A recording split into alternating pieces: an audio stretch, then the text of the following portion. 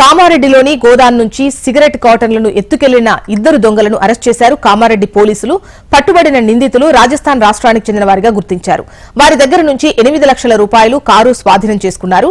నిందితులపై గతంలో 8 కేసులు నమోదయ్యాయని, మరో నిందితుడి కోసం గాలిస్తున్నామని తెలిపారు SP Sindhu.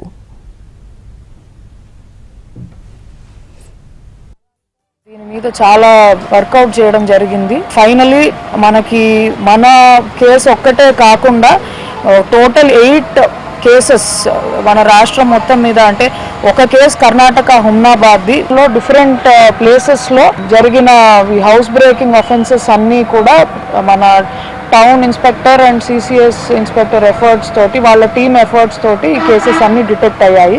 Main offender Kumawat బుందారాం, ఇతను పాలి డిస్ట్రిక్ట్ ఆఫ్ రాజస్థాన్. ముగ్గురు అఫెండర్స్ కూడా రాజస్థాన్ రాష్ట్రంలోని పాలి జిల్లాకి చెందిన వాళ్ళు.